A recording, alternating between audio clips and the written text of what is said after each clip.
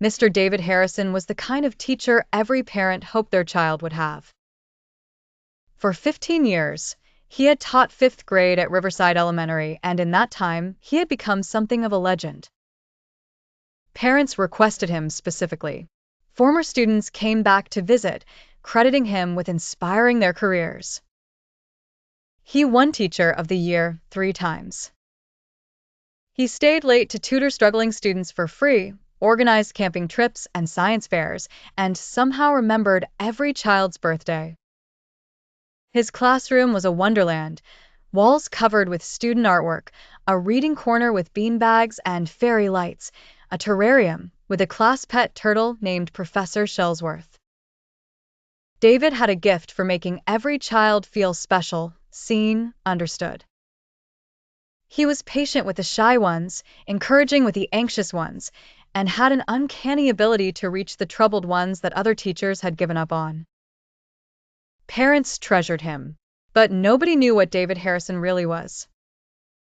It started with a boy named Timothy Chen, 10 years old, bright-eyed, eager to please.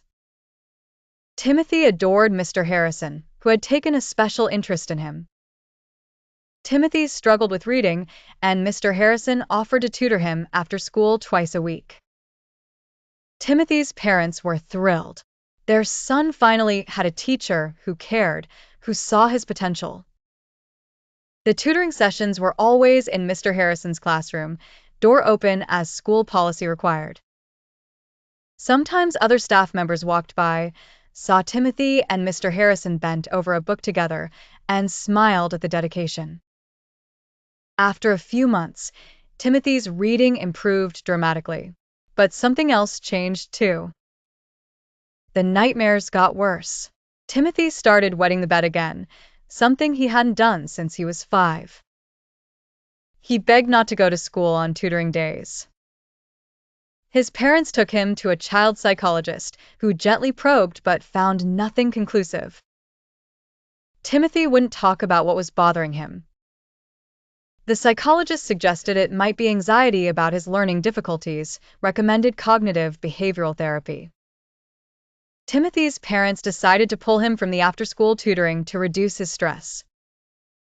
When they told Mr. Harrison, he was understanding, concerned, asked if there was anything he could do to help. He seemed genuinely worried about Timothy's well-being. Timothy's condition improved slightly after the tutoring stopped, but he was never quite the same. His parents noticed he went out of his way to avoid Mr. Harrison in the hallways at school. When they asked about it, Timothy said he just didn't want Mr. Harrison to think he wasn't grateful for the help.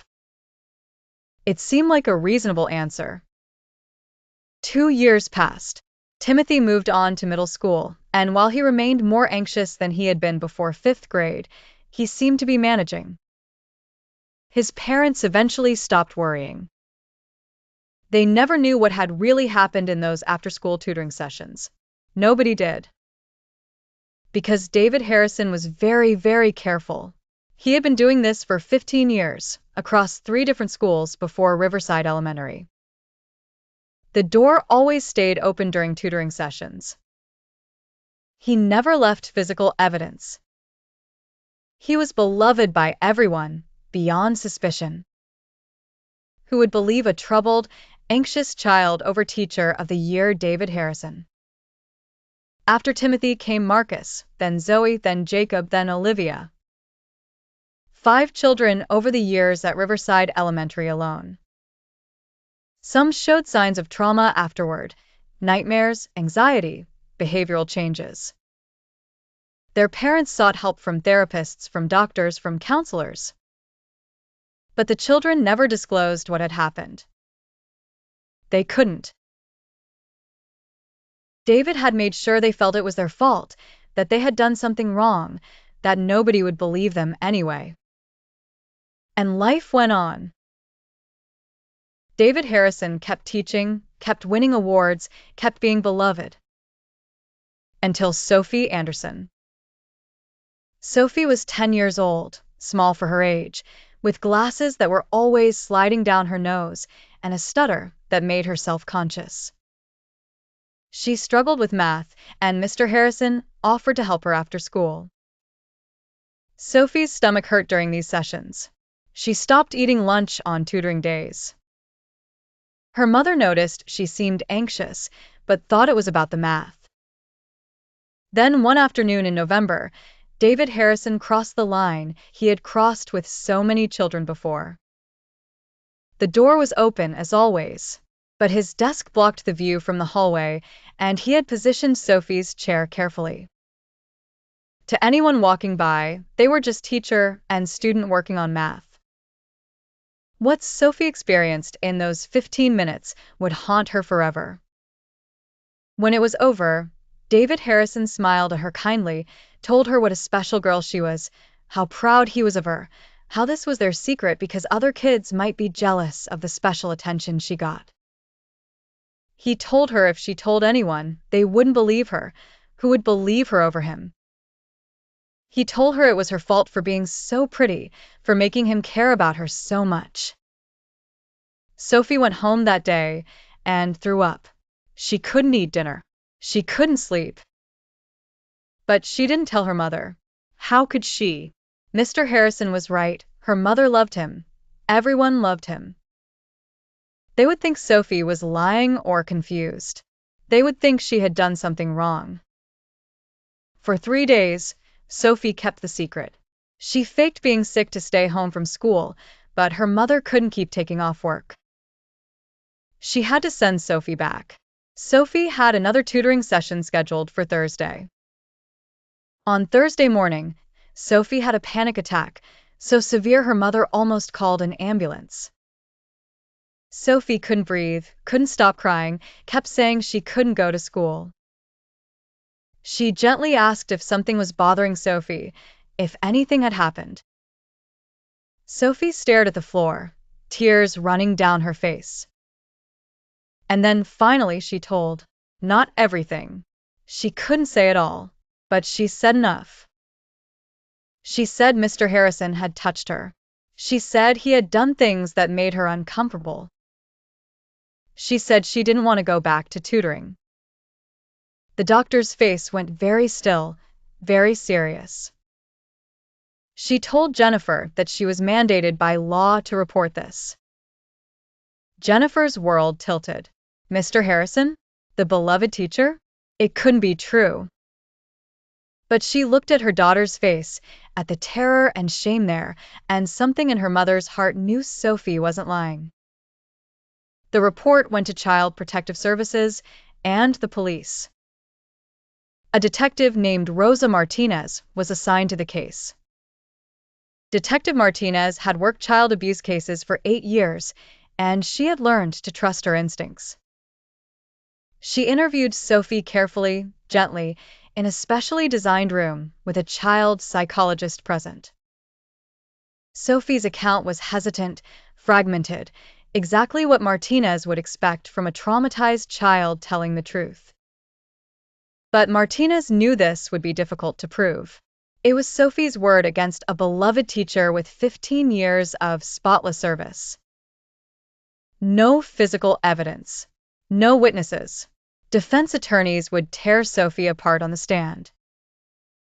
She didn't just talk to administrators. She tracked down parents of children Harrison had tutored over the years. Most had nothing but praise for him. But Martinez heard something in a few of their voices when she asked how their children were doing now. A hesitation. A pause. She pressed gently. One mother mentioned her son had developed anxiety after being in Mr. Harrison's class, had seen a therapist for years. Another mentioned nightmares. Another, behavioral problems that started in 5th grade. Martinez asked if she could speak to the children, now teenagers or young adults. Most parents said no. Their children had moved on. They didn't want to reopen old wounds. But 3 parents said yes. Martinez interviewed them separately. At first, none of them disclosed anything. Years of silence, of shame, of believing they couldn't tell. Those patterns don't break easily. But Martinez was patient. She told them about Sophie, about what she had reported. She told them they weren't alone. And slowly, painfully, they began to talk.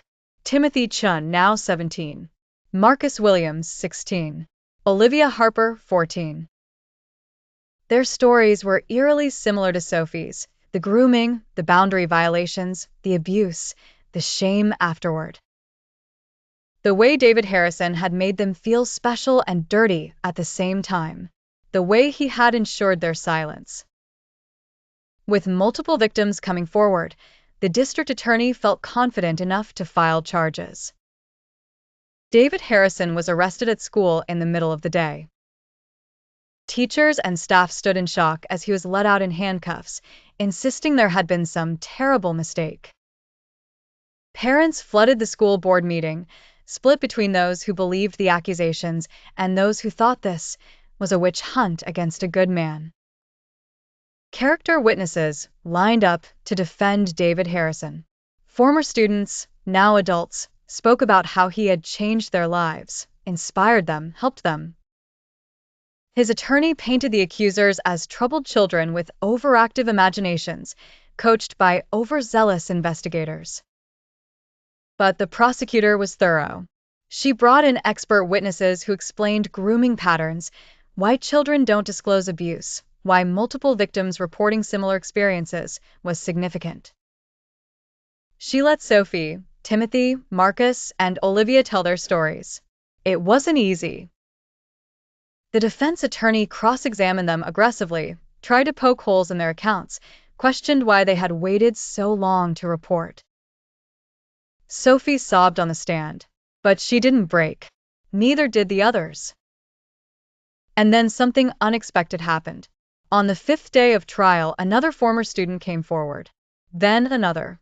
And another. Children David Harrison had taught years ago, who had buried what happened to them, who had tried to forget. Seeing the trial on the news, seeing other victims speak up, gave them courage. By the end, there were 9 victims who testified. 9 children across 15 years whose lives David Harrison had damaged while everyone called him the perfect teacher. The jury deliberated for 2 days. When they came back, the verdict was guilty on all counts. David Harrison was sentenced to 140 years in prison. The beloved teacher was finally revealed as the predator he had always been. But the damage was done. 9 children, now teenagers and young adults, carry trauma that would take years of therapy to process. Families were shattered by the betrayal, by the guilt of not seeing what was happening, of trusting the wrong person. Riverside Elementary had to rebuild its reputation, implement new safety protocols, learn painful lessons about how predators operate. Sophie Anderson continued therapy throughout middle school. Some days were harder than others. But she had done something incredibly brave. She had spoken up. She had stopped David Harrison from hurting anyone else. Her mother told her that every day, held her when the nightmares came, believed her even when the world questioned. Detective Martinez stayed in touch with all the victims and their families. She had seen too many cases where children weren't believed, where predators walked free. This time, justice had been served. But she knew that for every David Harrison who was caught, there were others still out there, still hiding behind respectable facades, still hurting children. The classroom where David Harrison taught was completely redesigned, given to a new teacher. Professor Shellsworth the Turtle was adopted by another class. The fairy lights and beanbags were thrown away. But you can't redesign away what happened there. The Riverside community learned a terrible lesson, that predators don't look like monsters. They look like the beloved teacher, the trusted coach, the friendly neighbor. They are patient, calculating, skilled at manipulation. And the most important lesson, that children must be believed when they find the courage to speak up, no matter how impossible their accusations might seem.